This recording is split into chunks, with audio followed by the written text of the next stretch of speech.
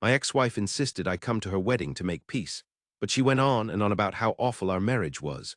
The groom ended up walking out, and now everyone's saying it's my fault the wedding got called off. 2 days ago, I went to my ex-wife's wedding, which ended up getting cancelled, and everyone thinks it's kind of my fault. My ex-wife Taylor, 29F, and I, 30M, started dating a couple of years after we graduated. We met while interning at the same place and hit it off as friends. She was cute and funny, so I asked her out and we dated for 2 years before she started dropping hints about wanting to tie the knot. I must have been around 24 at the time, so I wasn't ready to get hitched yet, but she was getting antsy and I ended up proposing because she was pushing me. That was on me. I shouldn't have caved, but I was young and didn't think it through. I messed up. So anyway, we got married, and then things got even worse because just a few months in, she started talking about having kids. I was okay with getting married, but the thought of having kids at 24 just scared the crap out of me. Plus, we weren't even financially stable enough to support kids. I was just starting out and could afford a nice lifestyle for the two of us, but kids would have been way too much for us to handle. And Taylor wasn't exactly a hard worker. She was switching jobs too often because she was pretty laid back and her bosses didn't like it. Even if we could somehow ignore the money part, I still wasn't mentally ready to be a dad because I felt too young and not responsible enough for kids. I didn't think it was the right time for us, and I tried explaining that to her several times, but she wouldn't stop bringing it up and kept insisting that if we just had a baby, it would fix everything and put all my worries to rest. I figured I'd learn to be a dad and we could always hit up our parents for a loan and pay them back down the road. She told me she was ready to be a mom and didn't want to wait until she was in her late 20s. She thought that was the prime time for having kids and wanted to take full advantage of it. I didn't see it that way, and it caused a ton of arguments, which just kept getting worse. After nearly 2 years, we decided to break up. She wanted something I wasn't prepared for, maybe never would be, and I didn't want to string her along by sticking around and wasting her time. So I filed for divorce after a particularly brutal fight, where she said she wished she'd never married me, and I found myself feeling the same way. It was obvious we weren't right for each other, and divorce was the only way forward. But she took the divorce really hard and was totally inconsolable when she got the papers. I had already moved out and was crashing with a buddy when I filed for divorce, and she called me and cried for hours, begging me to take her back and stop the divorce on the day she was served. It was really tough for me and a hard decision to make, but I had to stick with it because I knew if I backed down, I'd regret it. It wasn't easy, but I had to go through with the divorce. Those 2 years I was married to her were basically hell for me, and I didn't want to go back to that life. She didn't fight the divorce after our talk that day and didn't even talk to me again until we had to negotiate the settlement and divide our stuff. She and her lawyer were brutal, and the divorce was rough, but thankfully, I didn't lose too much.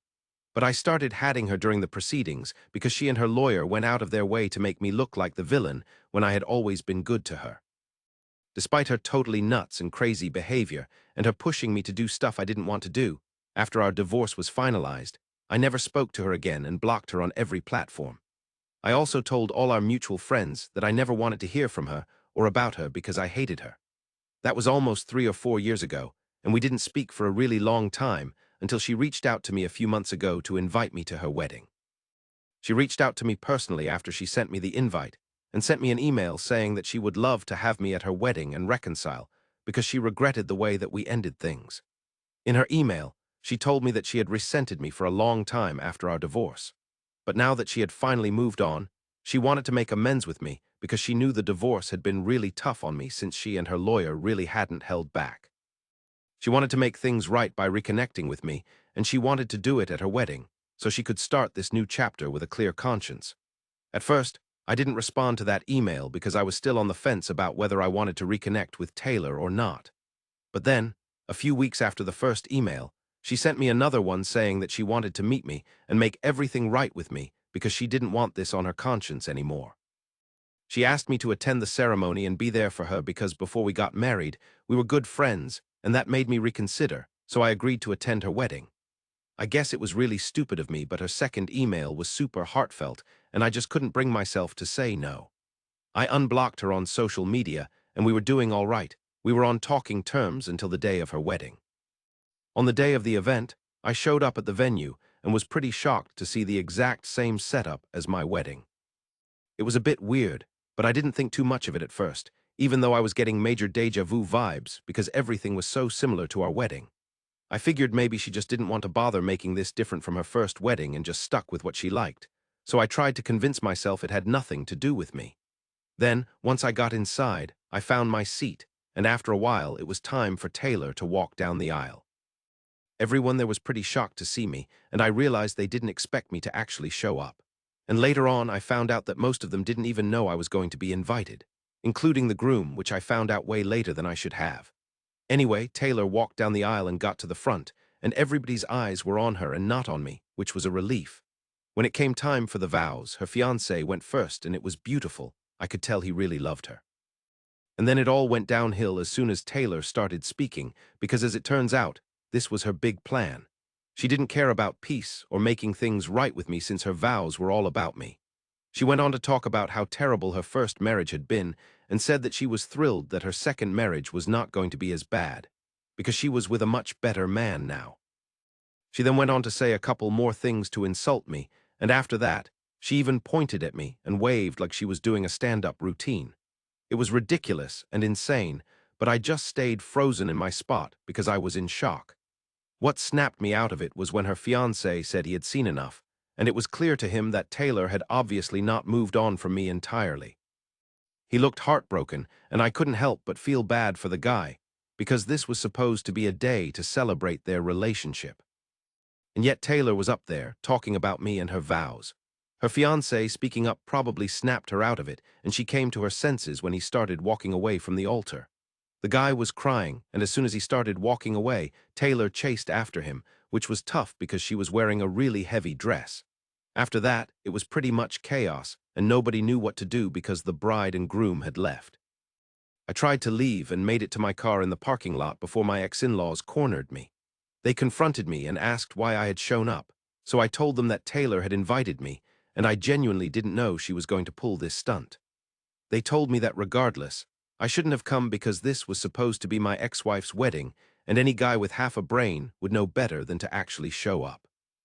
I didn't think it was fair for them to blame me because I'd just done what she asked me to. She was the one who specifically requested me to attend her wedding, and that's why I did for peace. I even showed those 2 emails to her parents, hoping it would make them realize this was her fault and not mine. But they told me that apparently I had always known that Taylor had feelings for me even during the divorce, and it had been hard for her to move on, which I didn't know. And by responding to her invitation, and then talking to her, I distracted her from her relationship, which is why she got off track today, and now her wedding was ruined because of me. I thought it was nuts that they were blaming me for this, so I got into my car as soon as I could and went back home. Afterward, I learned that the wedding had to be called off because her fiancé wasn't ready to get married to her anymore. A common friend told me that apparently she hadn't even told her fiancé that she was going to invite me. So he was totally caught off guard when he saw me chilling with the guests. They didn't know the full story of what went down later, but they knew that our families had a huge blowout in her fiancé, and his parents stormed out because they thought Taylor was still hung up on me. She was pushing for this wedding just to make me jealous, which is why she invited me and made sure to bring me up during the ceremony because she wanted me to feel awful and regret ditching her. Honestly, that theory totally checks out, and I'm pretty sure that's exactly what went down. Because if she had really moved on from me, she wouldn't have given a crap about whether I was there or not. Taylor claimed that she only made that speech because she spotted me in the crowd, and her plan was to embarrass me, and then shift to bragging about how awesome her life was with her new guy, so everyone would see how over me she was. I think it was a dumb move on her part, and I'm not buying what she said in her defense. If she was truly over me, she wouldn't need to mention me or try to prove to anyone that she was over me. She just wouldn't care. It's sad that her wedding fell apart, but what's even sadder is that our friends are pointing fingers at me for this. They think I should have just turned down her invite and blocked her because I always knew she had feelings for me. And they sided with Taylor's parents, saying that my being back in her life threw her off, and that's why she flipped out and wrote that ridiculous speech, which is what ended up tanking her wedding. Everybody's been blaming me for what happened, and they think I shouldn't have shown up at all, even after I told them that she's the one who invited me and even asked me to come so we could bury the hatchet. Was it wrong for me to go to my ex-wife's wedding? So it's been a week since the wedding and I've cut off all our mutual friends. I mean, it's not cool how they were blaming me and making me feel guilty about what went down at the wedding, because it totally wasn't on me. A lot of you in the comments said I had nothing to do with it, and I hardly even talked to her in the months before the big day. There's no way I could have known she still had feelings for me, and even if I did, there's no way I could have guessed she'd make her vows all about me. Honestly, I think what happened might be for the best. This way, some poor guy doesn't end up getting hurt just because Taylor wanted to prove she was over me. It sucks that our friends aren't backing me up because it feels totally unfair and like they're pointing the finger at the wrong person. But this isn't the first time this has happened, and I can't say I'm shocked because I always figured if push came to shove, they'd choose Taylor over me. Even during the divorce, it was Taylor and her lawyer who were really gunning for me in the negotiations. Whenever I'd vent about that to our friends, they'd say she was just acting out because she was hurt, and that I should get that the divorce was tougher on her than on me and give her a break. So most of them have always been on her side, and this isn't exactly a surprise. But it's still kind of painful that even in a situation like this, where I'm clearly not at fault, they still want to side with her. I'll move on, but I'm done talking to our friends. I'm not really sure what's going on with Taylor and her fiancé. I know the wedding's off, but I'm also curious to find out more. She hasn't reached out to me yet or anything, but I have a feeling she might. Since her parents also think this was my fault and they're definitely going to talk to her, then she'll come and blame me, and it'll turn into a whole fight. Just thinking about it makes me feel uneasy.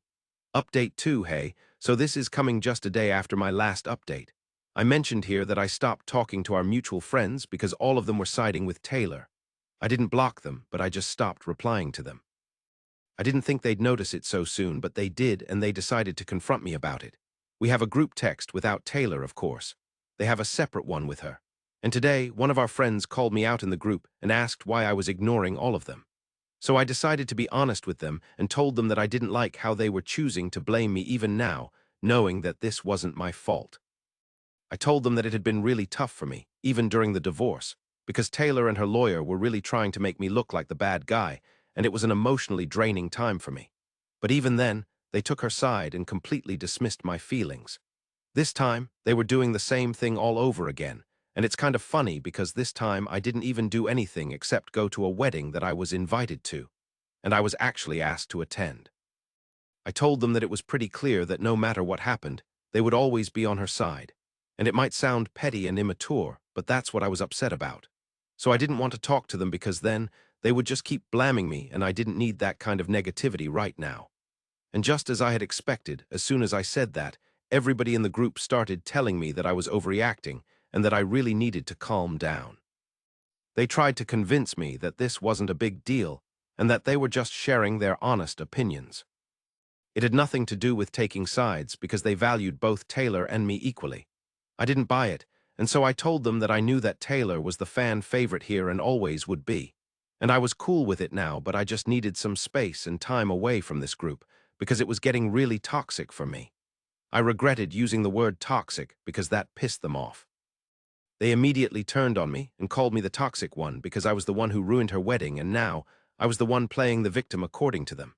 I got really bored with that conversation because it all just felt like a bunch of high school juvenile BS, so I left that group and finally blocked all of them. They didn't even have anything to do with the wedding. If Taylor called me toxic, I would accept it gladly because at least she was involved in some capacity. It would be ridiculous, but at least not as ridiculous as our friends trying to stir up drama with me out of nothing. They're probably just bored with their own lives and want somebody to hate on, which is me. They can go on hating, it hardly matters to me anymore. They suck. Update 3, 10 days since the wedding and today, Taylor finally called me. I didn't answer because I was at work, so that was followed by a bunch of texts demanding that I answer her call and talk to her right this instant. So during lunch, I decided to call her back and prepared myself for a really terrible argument, which is what I was expecting. But strangely enough, that's not what she was calling me for. She sounded quieter and even kind of sad, while I expected her to be furious. She went on to tell me that she wanted to apologize for everything, and she wanted to do it in person. Apparently, in the days after the wedding got called off, she had been feeling terrible about everything. And even though her friends and family were doing everything they could to make me the bad guy and blame me for everything, it didn't make her feel any better because she knew it wasn't true. In her head, she knew this was her own fault. She could try to make it seem like it was my fault just for being there, but the truth was she wanted it to happen. She didn't expect her fiancé to leave her because of what she said, but she admitted that if she was still talking about me at her second wedding, she probably wasn't over me at all. It felt weird to hear all of this from her, but I also felt relieved that she was finally owning up to everything. She didn't want to discuss this further on the phone and said she wanted to meet me. So we set a date for a couple of days from now, and we'll get together for lunch and hopefully get some closure. Update 4. Hey everyone, I just got back home from my lunch date with my ex-wife. That's something I never thought I'd say, but here we are. It was actually pretty nice, even though we had to get a bunch of uncomfortable truths out of the way before we even started eating. We hugged when we met, and it felt comfortable and familiar. After that, we started talking, and she confessed that she really only invited me because she wanted to talk about me and show me that she didn't miss me anymore. But the truth was, she missed me every single day.